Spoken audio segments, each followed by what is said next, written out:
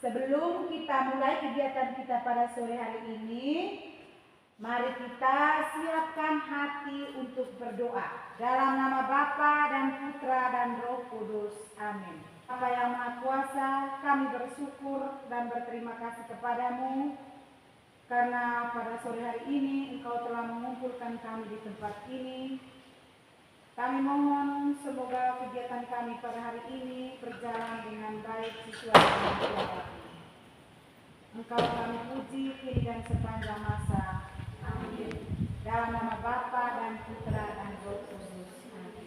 Kita bersyukur kepada Tuhan karena pada sore hari ini kita bisa berkumpul di sini dalam keadaan sehat jiwa dan raga. Sore ini kita akan mempelajari atau memahami sebuah tema, tubuh bait Allah atau sarang narkoba. Pernah dengar kata bait Allah? Pernah? Dalam kitab suci kan? Pernah dengar kata bait Allah? Tubuh sebagai bait Allah? Pernah? Pernah dengar? Belum pernah? Ya. Kalau belum pernah, hari ini tolong dengar dan paham baik-baik. Ya. Kalau narkoba pernah dengar? Pernah? Pernah dengar narkoba? Ya, Bu. Pernah pakai narkoba? Ya, Bu. Narkoba ini menurut kamu itu sesuatu hal yang positif atau negatif? Negatif. Oke, mantap. Berarti kamu sudah paham bahwa narkoba itu suatu hal yang negatif. Bait Allah. Tadi seperti judulnya tadi, tubuh bait Allah atau sarang narkoba. Masih ingat mata pelajaran agama yang manusia sebagai citra Allah? Allah menciptakan manusia itu menurut gambar dan rupa Allah sendiri. Sekarang narkoba. Apa itu narkoba? Narkoba adalah narkotika dan obat-obat terlarang.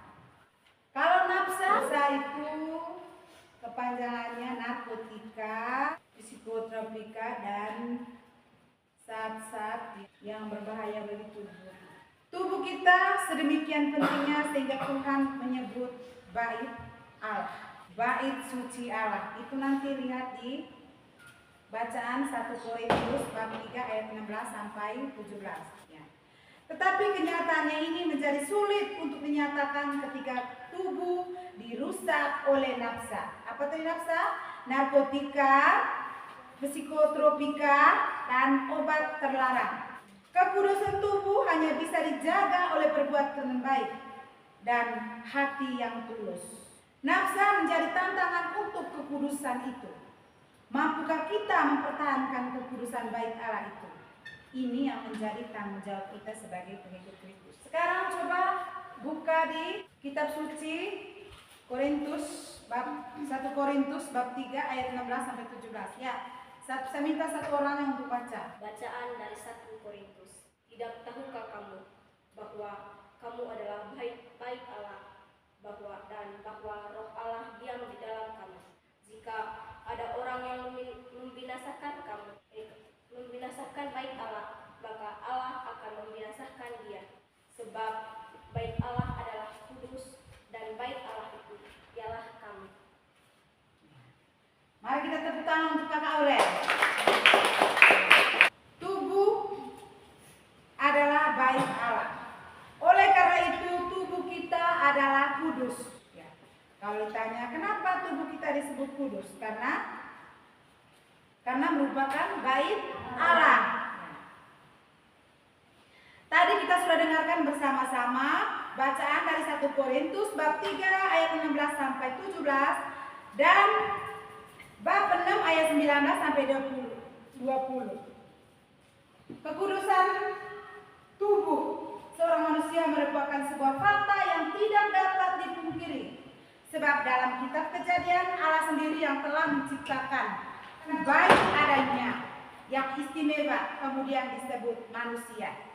Tubuh manusia sebagaimana dijelaskan oleh Santo Paulus Yohanes Paulus II telah dalam teologi tubuh berkaitan erat dengan dua hal penting. Lalu bagaimana tadi dengan kaitannya dengan narkoba sebagai alat perusak tubuh? Tubuh yang sebagai bait Allah tadi. datanglah narkoba ini. Narkoba tadi ini ibu tanya tadi, itu hal yang positif atau negatif? Negatif. Ada beberapa yang termasuk narkoba atau nafsa, yaitu narkotika. Pernah dengar narkotika? Pernah? Tidak pernah? Oke. Psikotropika, pernah dengar? Tidak. Dan zat adiktif. Penyalahguna narkoba dapat melemahkan sistem kekebalan tubuh. Narkoba seperti metamfetamin, kokain, dan opioid dapat mengganggu produksi sel-sel darah putih yang merupakan komponen penting dalam sistem kekebalan tubuh. Ya. Akibatnya, pengguna narkoba berlebihan rentan terhadap infeksi seperti HIV dan hepatitis. Penurunan sistem kekebalan juga dapat memperlambat proses penyembuhan luka dan memungkinkan masuknya bakteri dan patogen lainnya ke dalam tubuh. Ya. Pengurangan dampak buruk nafsa sebagaimana dimaksud dalam pasal 9 ayat 3 huruf G difokuskan pada penggunaan nafsa suntik atau panestu. Di sini siapa yang sudah sering merokok kan? Di dalam rokok itu sudah ada zat nikotin. Zat nikotin yang merupakan salah satu komponen dari psikotropika. Psikotropika itu masuk dalam nikotin tadi. Ya. Zat nikotin yang merupakan salah satu komponen dari psikotropika. Jadi, sering-sering rokok, siap. Ada kecanduan, mau rokok terus. Kalau kita sudah pernah latih rokok, ya sore setengah batang. Oi, kali minyak, siang boleh, pandai boleh. Akhirnya tidak rasa satu bungkus. Kasihan kalau badan masih kecil-kecil begini, masih kelas 1 SMP begini, sudah latih merokok, rokok hari pertama masih setengah batang, ya hari kedua 1 batang, besok 3 batang, ya mulai pelan. Karena apa? Kecanduan. Yang mau jadi polisi itu siapa? Tentara. Ya, kalau mau seperti itu jaga kesehatan dari hal-hal kecil. Yang pertama tadi kenapa kita harus jaga kesehatan? Yang pertama, kesehatan itu sangat mahal loh. Dan itu tadi, kembali kepada bacaan tadi bahwa tubuh ini merupakan bait Allah. Tuhan sudah menciptakan kita itu baik adanya. Tuhan menciptakan manusia itu, dia menciptakan atau berfirman dia? Dia menciptakan, bukan dia berfirman. Jadilah manusia, maka manusia itu ada. Tidak, dia menciptakan. Ya, menurut gambar dan rupa Allah sendiri. Mari menjaga bait Allah tubuh tadi.